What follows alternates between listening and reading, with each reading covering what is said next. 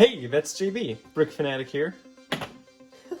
In this video, I have the Rich Boy J Razor Crest. If you guys do want instructions for these are available on Rich Boy J's YouTube channel. I will link his videos in the description below. Huge shout out to him. I paid for these instructions and then I built it myself. I made a few modifications to it, but again, if you are interested in picking up the instructions for these, there's a little card right here. There's links in the bio. Go check him out. Rich Boy J is an incredible builder and it's a really good ship, so I highly recommend checking it out.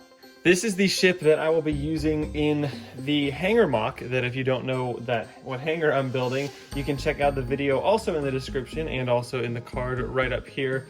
It's a pretty cool hangar. So it's going to be from the episode 6, chapter 6, I guess, from The Mandalorian, with this guy. If you do remember that they went to the hangar, I guess Mando and the Baby Yoda went to this random hangar where he met up with some old friends and they did a job where they were rescuing the Twi'lek brother.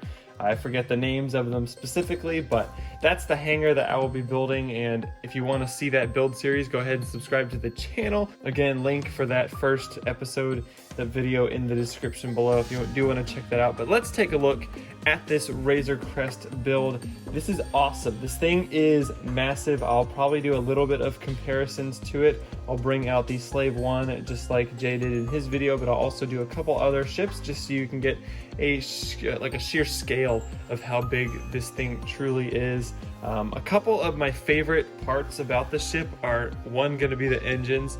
These are so cool, the way that they were built, and just, I guess, the details in here. Just look at this. I mean, how cool this is. Sorry about the lighting and all that. This is kind of a new setup. I'm kind of just throwing this video out here, but I think it looks pretty good. Look at, I mean, just these engines are so beefy and it's just, it looks so good. I think the scale is very well thought out. The one thing I think is that Lego doesn't really have a slope for this backside. Maybe you could use instead of the 1x2 slope, you could use the 1x3, so that's more of a gradual angle and then stick out the back. But I think it's a really good job here. Now this is the part that I modified. I extended this back out maybe about 6 studs, something around there. I extended this out and then made these panels myself in here just so they would fit a little nicer. And I think that was a little bit more to scale based on what Jay made. Now, I'm sorry if you do make the Razor Crest from his instructions, you will not get this back portion if you do think this is a little bit better, or maybe you think it's worse, but I will not be creating instructions for that. I'm sorry, it's just not something I'm going to be doing. This is my version, this is my model, and this is the way I'm going to be keeping it. I don't have instructions for how you can extend it like I did. I do have the Mandalorian with some Firestar Toys weapons here, and these are kind of just the figures that I do have. Let me give you a closer look at this guy. I gave him a Han Solo torso, I think, just backwards. And then this is actually a modified beard piece that I made for a Gandalf minifigure a while ago on my Instagram. And then you just have the Han Solo legs. And these are kind of the minifigures that I'll be using inside the hangar mock. Now, taking a look again really closely at this is just such a cool spaceship. You have these really large blasters on the front. The top is removable. You can see some colors in there, but I'll get into the details a little bit closer. There's just a lot of different doors that open up on the sides, as you can see here. This is a retractable door. We'll get into those details again when I get into the close details of the ship. Details. Let's first take a look at this cockpit section. Here you go. You can see on the inside there's actually no glass, but that is totally fine. And then you have this black brick portion here to represent just kind of the window and the dark inside, and I think it works very nicely. You can remove this entire assembly, which will give you access to the cockpit. You can pull these guys back here, and then you have the one chair, and then you have the 2 chairs. Now there is no door here, but that is kind of just assume that that's there. And then you have this extra space back here, which leads down to this ladder in there. And that ladder actually goes into the whole inside part of the ship, and I will show you that now. Now, once you go down the ladder and you're inside the ship, you can look on the inside here. Let me see if I can get a good shot. Let me turn up the exposure.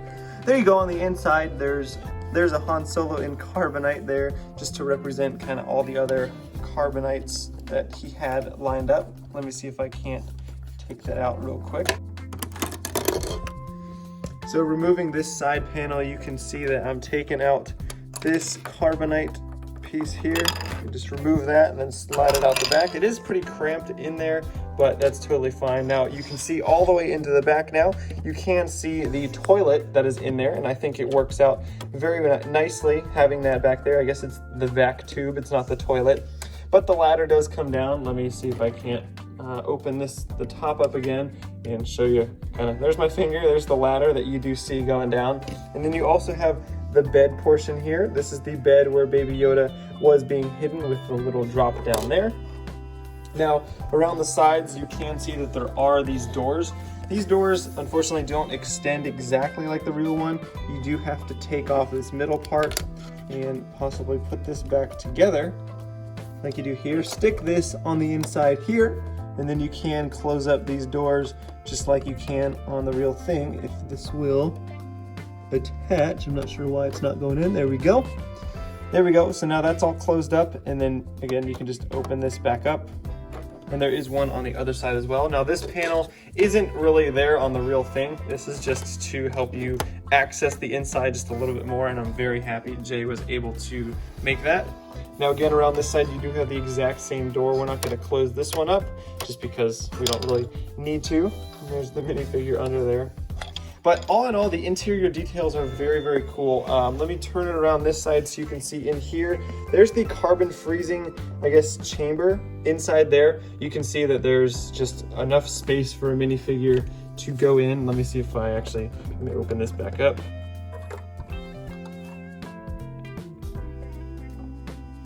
There we go, the minifigure is now in there, and you can see he kind of just fits just in there, sitting back there. It's pretty accurate to how it was in the movie, or in the show, I guess, the episode. This is actually from the first episode where we see this thing used, and he also uses it when he shoots Greef Kargas? What's his name? Kargas? Greef? Something? Whatever. The one guy that gave him all the jobs, part of the guild. And you have just all these really nice yellow striping details that are pretty accurate to the movie, and then they do continue up the sides. Let me put this top back on, and then you can see how just everything fits so well together, and then the stripes do continue around the side.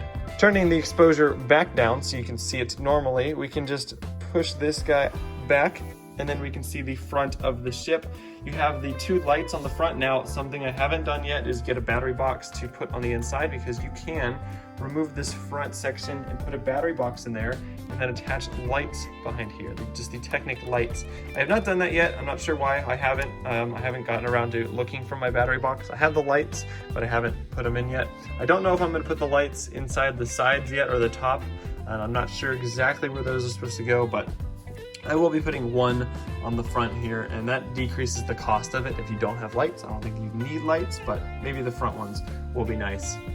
You do have these giant blasters, these cannons on the front, these weapons, these, I don't really want to say the word, maybe I'll get demonetized, who knows. So these on the front, very nice. They look very good. The detail is awesome. I have compared them to the real thing, and they are pretty close, and I'm very happy with how they work. The landing gear does not support this model. There's actually some clear bricks underneath there, which you can barely, you can't even see. I'm getting the camera really low down here, and even if you do see them, you kind of just automatically know. You're like, oh, well, the model's super heavy. So it's resting on this part here, this front, I guess, skid here, and then the back clear pieces. These are kind of just loose sitting here. They're kind of free hanging. And that's totally fine. Again, this model is very sturdy. It looks, actually that kind of looks really, really cool because this part is staying flush and then it's kind of bobbing back and forth. I think that looks really, really nice, but you really don't see that at all.